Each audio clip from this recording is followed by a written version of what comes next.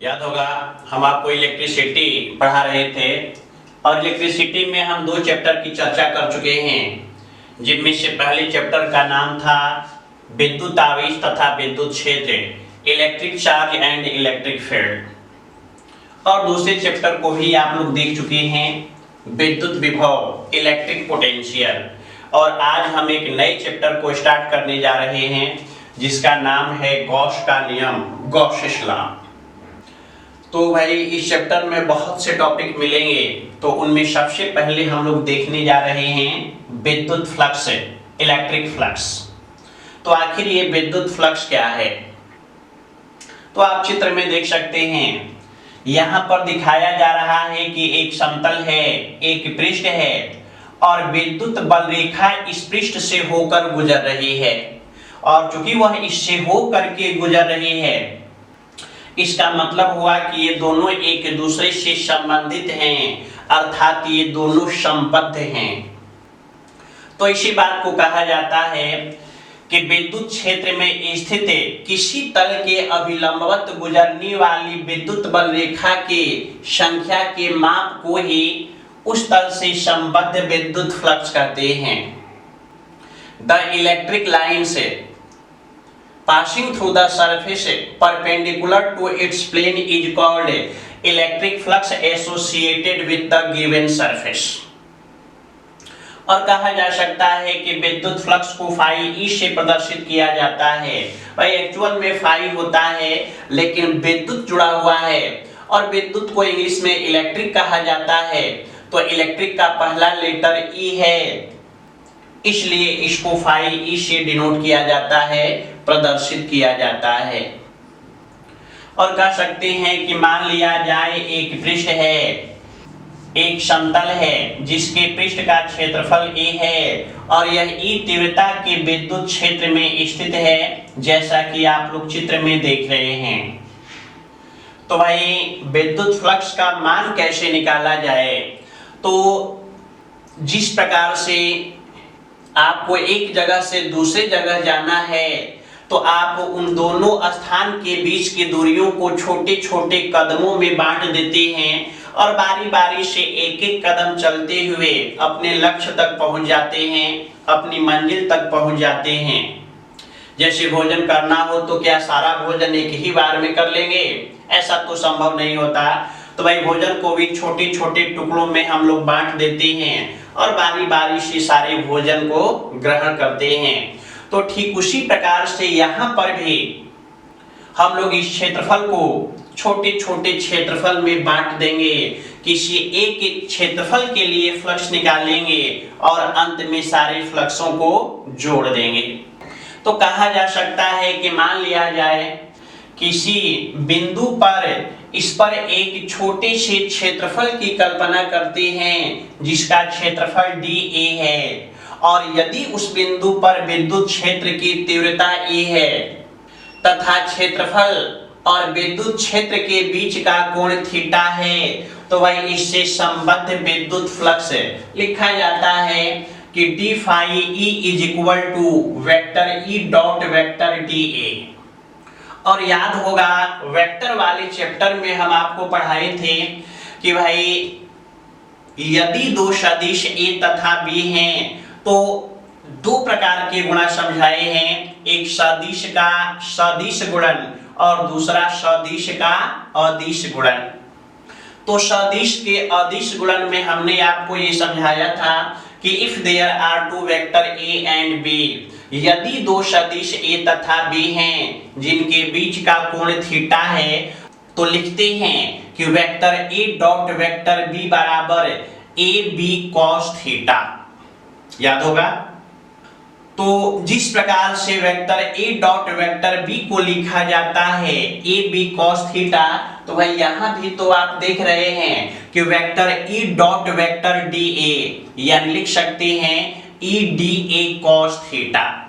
तो हम लोग लिख सकते हैं कि d phi is equal to E d A cos theta. तो भाई ये तो डी ए क्षेत्र स्वल्पांश से गुजरने वाला विद्युत फ्लक्स है जिसका मान आया है कि d phi E is equal to E d A cos theta. लेकिन यदि आपको टोटल फ्लक्स निकालना है तो आपको पता है कि अब सारे छोटे छोटे फ्लक्स को जोड़ देंगे। तो कहा जा सकता है कि यदि पृष्ठ का क्षेत्रफल ए है तो इससे संबद्ध कुल विद्युत फ्लक्स फाई लिख सकते हैं कि phi E is equal to integration of d phi A. मान लिया जाए इक्वेशन फर्स्ट। तो आप देख रहे हैं फाई डी फाई ई का मान तो हम लोग पहले ही निकाल चुके हैं। तो कह सकते हैं कि डी फाई ई का मान समीकरण 1 में रखने पर, और यदि इस इक्वेशन में डी फाई ई के वैल्यू को लिख दिया जाए तो लिखा जा सकता है कि phi E is equal to integration E d A cos theta. और यहां से भी कुछ स्पष्ट होता है। भाई ई का मतलब हो गया विद्युत क्षेत्र की तीव्रता, और इंटीग्रेशन ऑफ डी ए मतलब विद्युत क्षेत्र की तीव्रता का पृष्ठ समाकलन। तो यहां से एक चीज इंपॉर्टेंट है जो आपको याद होना चाहिए।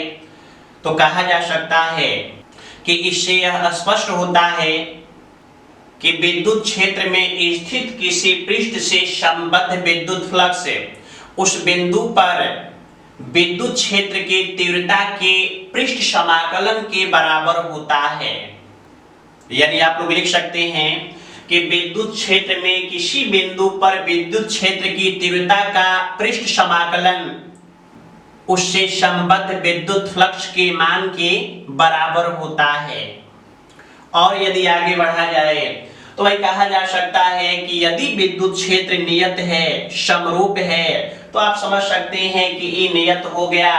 और आप देख सकते हैं चित्र में कि जब विद्युत क्षेत्र की दिशा ऐसी प्रदर्शित की गई है, इसका मतलब कि इस तल पर हर समय कोण भी नियत होगा।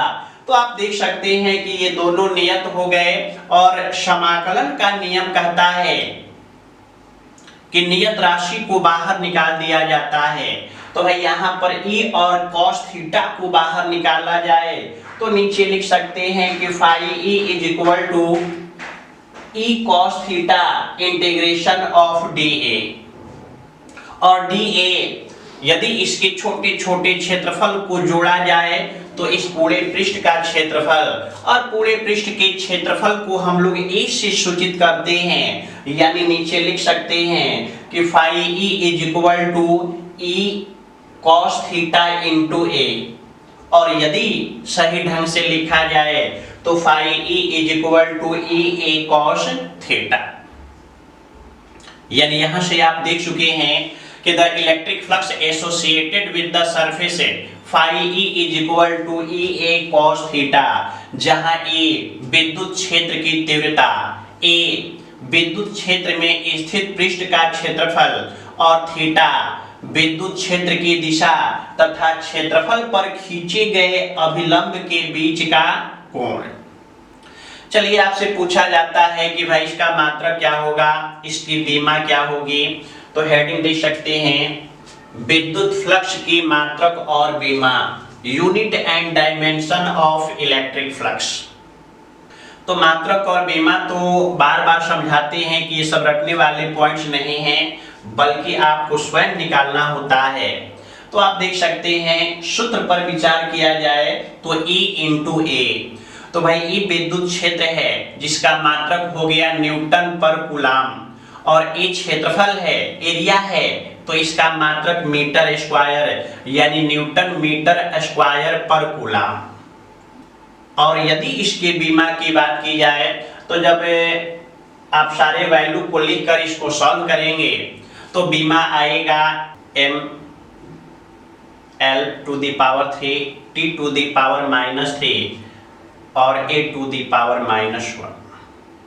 तो कुल मिलाकर लास्ट पॉइंट आप लिख सकते हैं, यानी लिखा जा सकता है कि विद्युत फ्लक्स का एसआई मात्रक न्यूटन मीटर स्क्वायर पर कूलाम होता है, जबकि इसका बीमीय सूत्र m to the power 1 n to the power 3 t to the power -3 a to the power -1 होता है। और लास्ट पॉइंट के रूप में आप लिख सकते हैं कि electric flux is a scalar quantity, यानी विद्युत फ्लक्स एक अदिश राशि है। तो ये था विद्युत फ्लक्स। इस पर आधारित प्रश्न को देखना है जो हम लोग देखेंगे अगले टॉपिक।